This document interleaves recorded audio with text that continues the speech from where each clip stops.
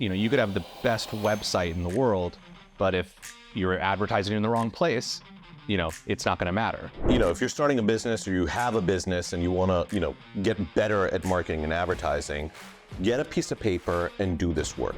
Drawing this out for any business out there is really important, because then when things are sort of running, you can start to understand what's the sort of thing I need to optimize to really get moving. So one of the most common questions we get is, where should I be advertising? Where should I market my business? Where should I advertise my business? And one of the things that we tell people is you have to build a strategy around where you're going to market and advertise. You don't just select things out of thin air, right? 100%. So what I was thinking is, let's break down how we internally go through the process of trying to determine how to craft a marketing and advertising strategy.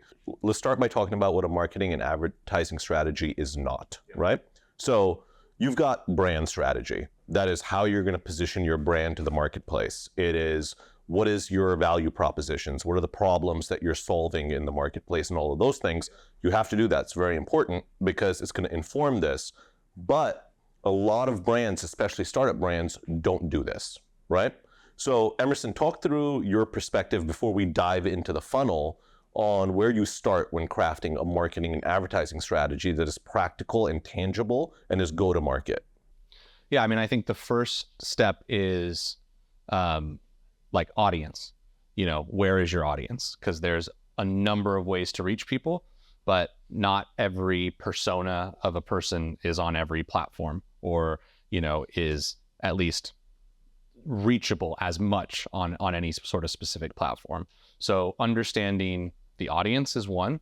The other is, what is the end result you're looking for? Is it a purchase? Is it a lead? What is sort of that market fit that we kind of keep talking about?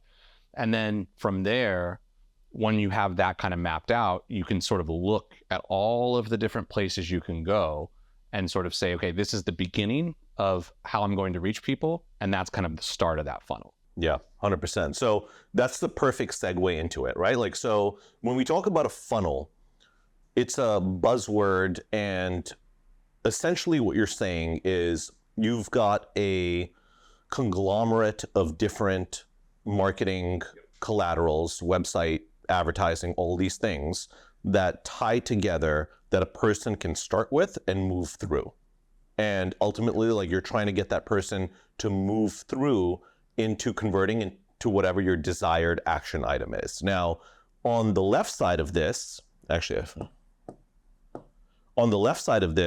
we're going to talk lead gen, right? Because I think it's important for people to understand that while a lot of the things align and are going to overlap, whether you're an e-com company, a SaaS company, or a lead gen company, there are still differences and nuances. On the right side of this, we're going to talk e-com and we're going to talk SaaS, right? Software as a service. So if you're listening to this, I encourage you to go to the YouTube channel because the visuals will help. So it starts with figuring out how to reach that audience that you were talking about, right? You've defined an audience when you're launching a company or launching a new product or new initiative, but you have to figure out how you're going to reach that audience. So the first place we're looking at is where does that audience live? Now, we've got television, we've got radio, we've got podcast, all of those things. I'm not going to talk about that because most startup businesses or smaller businesses are not playing in that space. For some of our larger brands, they spend a ton of money in, television and podcasts and the rest of it. And that changes this, but it doesn't apply to most. So let's focus on where most businesses are at. So the primary places you're going to start are going to be social, and it's going to be search. Talk through how you are thinking about whether social is the right place, search is the right place, and when both are the right place. Yep. Yeah, when you think about search specifically, I guess I'll go one by one here. We think about it as intent and search volume.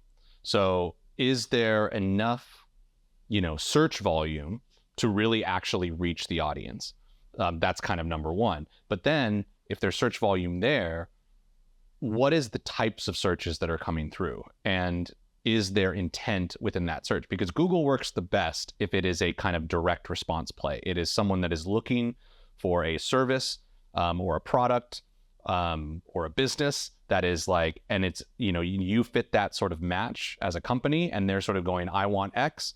I searched it. There it is right on the top of the page. That's what I'm looking for. In many ways, that is the best way to like convert traffic if, that the people are looking for it and if there's high intent. If you have a product or a software or a sort of business service that is brand new to market, or it's different, it's not something that people know about, they need education on it, or there's a visual component that you can't quite convey in search, then, social is going to be your best bet, and then we can kind of talk about segmenting those platforms sort of later. But when you sort of separate intent versus education and kind of awareness, that's kind of the main break point. I think when it works for both is when you probably need a little bit of both. You sort of need, there is that intent, there's that search volume, but there's also an element to your brand, your product that is kind of needs that level of, credibility building and, creative and kind of education that social can provide. Yeah. And I think intent is the right place to start, right? Because if it's high intent, essentially what we mean is people have intention to buy or sign up for what you're offering. They're actively sort of looking for it. They're actively looking for it. So in most cases, if you're in a service business, you want to show up when they're actively looking for what it is that you're offering, right? And so Google makes a lot of logical sense to evaluate as a platform. Now, I say evaluate because you have to factor in the nuances of what your budget is and how expensive it is to compete in that space. Yeah. So there's certain industries, like our software client, where it's very competitive. There aren't a bazillion people in that space on Google, but the people in that space are spending a ton of money. So the cost of Google goes up, the cost per click goes up. You have to figure out whether you have the budget to play that game. However, there are spaces where Google is inexpensive and you can drive clicks for people who are searching for what you offer very cheaply, and then it makes a whole lot of sense. Now, Google can also make sense on the e-com side, but it's nuanced because you have to understand if you're running, product ads, you're going to end up in Google Shop, which is a marketplace that is going to have you next to different brands. So if you're a newer brand in the market, how do you stand up side by side with those other products? If I Google yoga pants, for example, you're going to show up with Lululemon and Alo Yoga and all of these other different brands. So what is your differentiator? Because it's just an image. So you don't have the opportunity to tell a story. So are you cheaper? If you're cheaper, maybe that will drive interest and people will click on it to investigate. If you're priced similarly, you probably lose because you're up against brands that are much bigger than yours and you haven't had the time to tell a story, right? So you have to evaluate all of that. When it comes to social, Facebook, Instagram, TikTok, if you're on the service side of things, you have to figure out timing. If you're a service that can if you are a service that can apply to most people most times of year, then it makes sense, or whoever your target is, it makes sense that you would go to social. However, there's no way to target for seasonality. If you are a tax business, you can run to people during tax time and know that most people need to file their taxes, and that can make sense.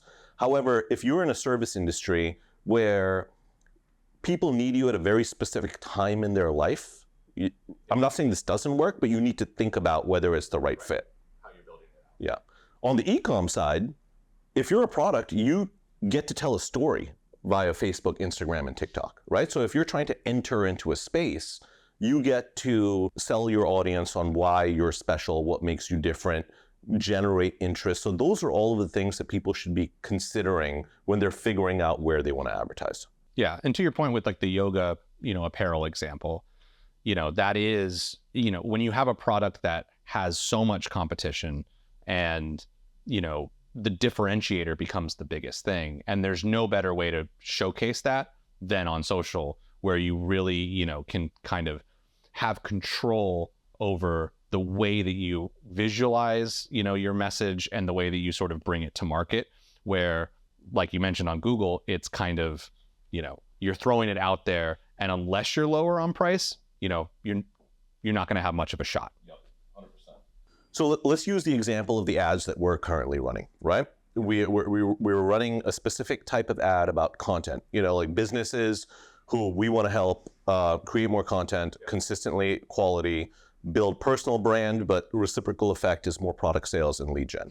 Now, we recorded this ad, we recorded a bunch of hooks, but what we realized is the hook was not clear enough. So we were getting the wrong types of leads. The wrong types of businesses were contacting us, and for the wrong reasons.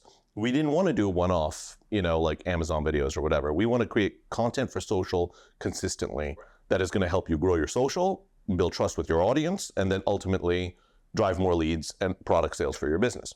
So after connecting with our sales team, our business development team, we started to understand the type of conversations that we were having. And we say, wrong hook. They're not getting it. So we re-record the hook. This hook is way more direct. It better explains what it is we're offering. Not only are we now generating the right type of leads, we saw a 58% decrease in the cost per lead. Literally, Alberto came into my office today and he was like, "Did you see your Slack?" And I'm like, "No." And he was like, "Oh, 58% down, like the leads." I'm like, "What leads? Which client?" He was like, "Us." I'm like, "Fantastic." But no, it's to your point. I mean, if we just sort of stopped at, we're generating leads, like, why aren't we closing them or whatever? We never would have been able to optimize that. So it goes through the entire sort of funnel, and every part is important to sort of make it work. Feedback loop. 100%.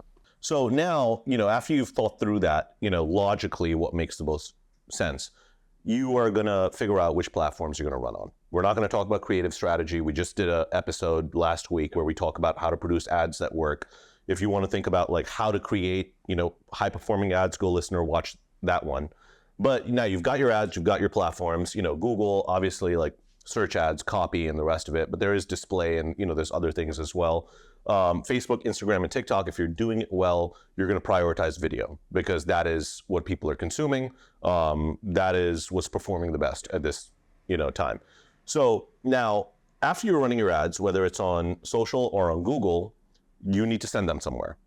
For 95% of people, that's a website. Could be an Amazon store, could be other things, but for most people, you're sending them to a website. So when you want to send them to a website, something you need to understand is the ad doesn't do everything.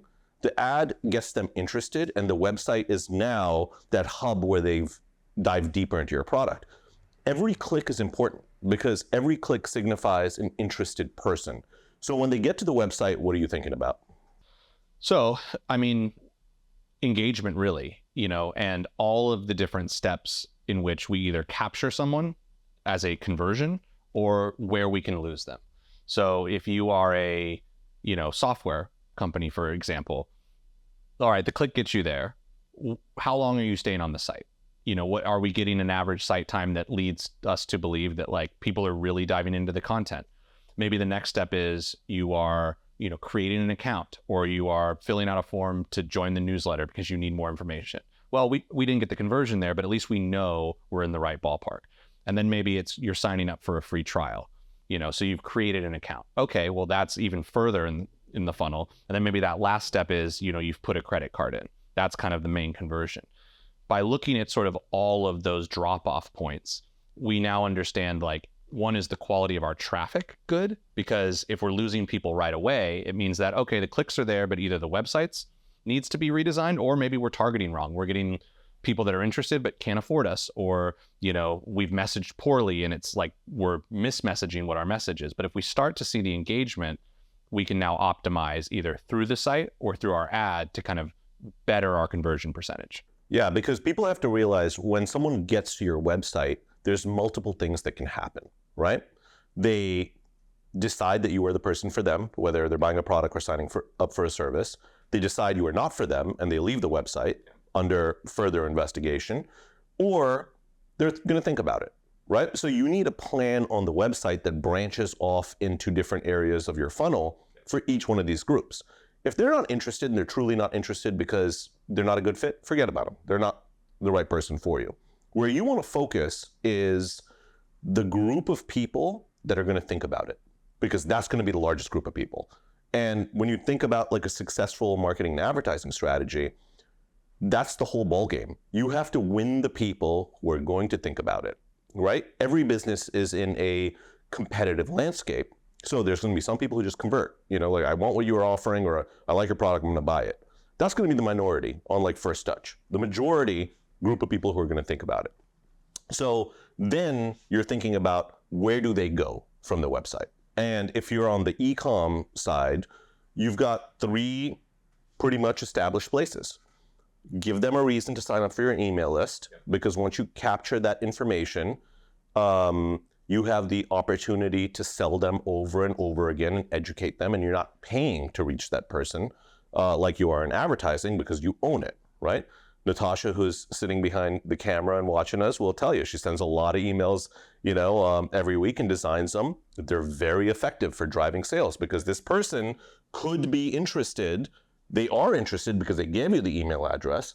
They just haven't bought yet for whatever reason. You've got SMS that is becoming increasingly more powerful. The beauty of SMS, it has pretty much 100% open rate, because no one leaves a text unread. So even if they're going to delete it or hit stop, they're going to look at it.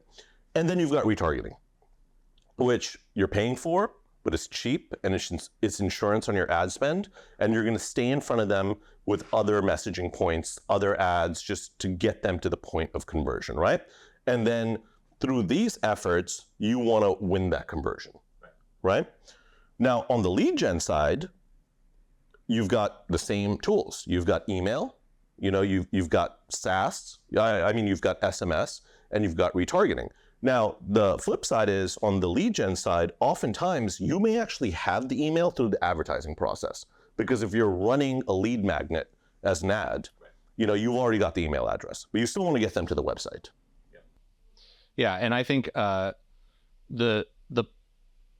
these two things work together, and I think I've seen a lot of companies make the mistake of relying only on email. So, for example, you're an e-commerce brand and you're running, an abandoned cart email, and you just go like, well, this is going to capture all of that abandoned cart.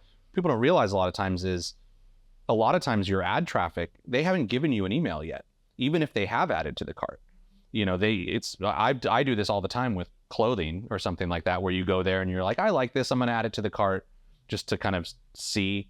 And it's like, I don't get an email, right? Yeah. Because I haven't given them enough information yet. So that retargeting part is really crucial to drive that early repeat traffic. And ultimately, if you can get their email address, that's going to convert better than almost anything in terms of the repeat visitor or getting someone back to the site. But if you don't have these things working in tandem, you're going to lose a lot of people, in the process, because, they could be further along and you're not doing enough to get them back. Yeah. Now let's talk about conversions, right? Because conversions look different for the e-com SaaS side and the lead gen side. When it comes to e-com and SaaS, a conversion is a purchase. Someone has made a purchase and they've bought something. When you convert something on the e-com side, the job's not done.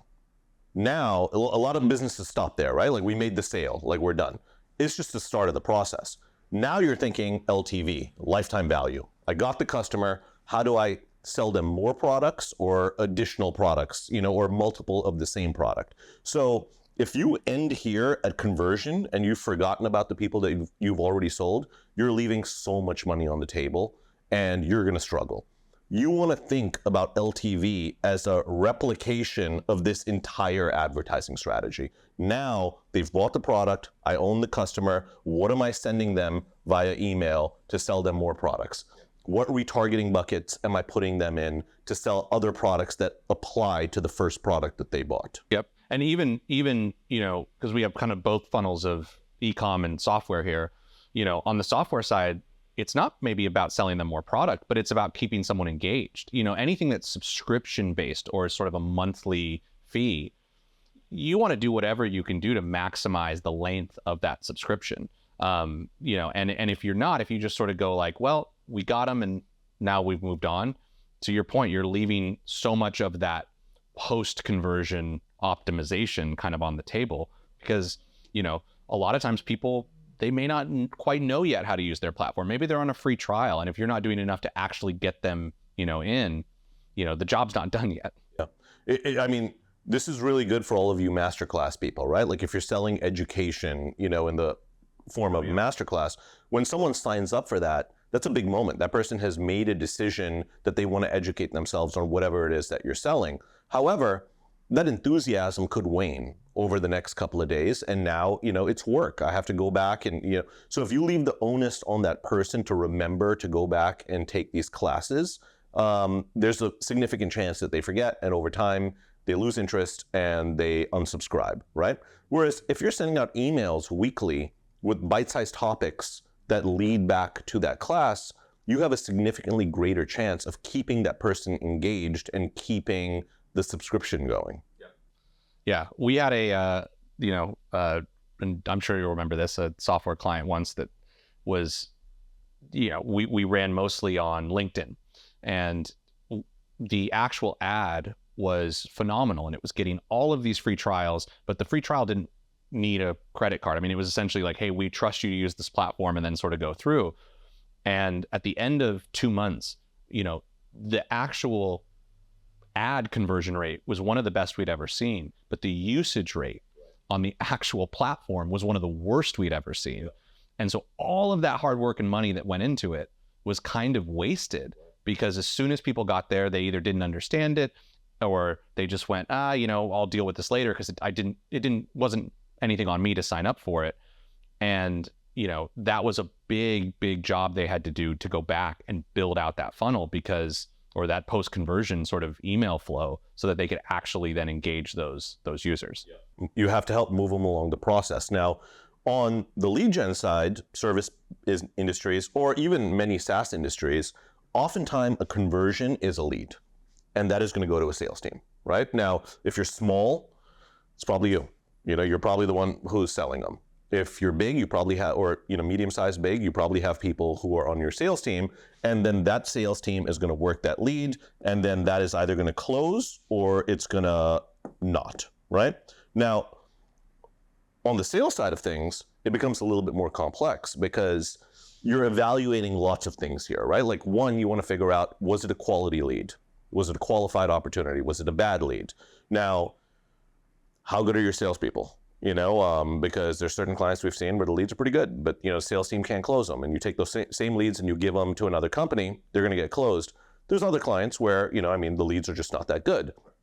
You need that feedback loop from the sales team, whether it's you or your salespeople, so that you can adjust on the advertising side. I think your point there, adjust on the advertising side, is what makes this whole thing kind of work together. Because in the sense of, as our team, right? Our ad team could feel like they're doing a phenomenal job, and the sort of client may come back and go, all these leads are garbage. Yeah. If we don't know that, we can't adjust for it, whether it's targeting, whether we're getting the wrong people because our messaging's off, whatever it sort of is. We need to be able to understand that, like, lead flow. If it's, a sales problem, it's like, we kind of need to know that as well, because what if we change something that didn't need to be changed? So understanding how you're handling that part of it is really important to make sure that all the effort you're putting on that top is still being sort of paid off. Yeah. So to summarize, and if you're starting a business or you have a business and you want to, get better at marketing and advertising, get a piece of paper and do this work, right? Start by thinking about who your audience is. Then go to, where am I going to reach that audience that makes the most sense based on my budget? After that, you want to think about, where am I going to send them? What is my website supposed to do? What emails am I supposed to send them that are going to make sense for them based on what it is that you're selling? Am I going to integrate SMS, text messaging, into the campaign? And how does that differ from email? What does the retargeting process look like?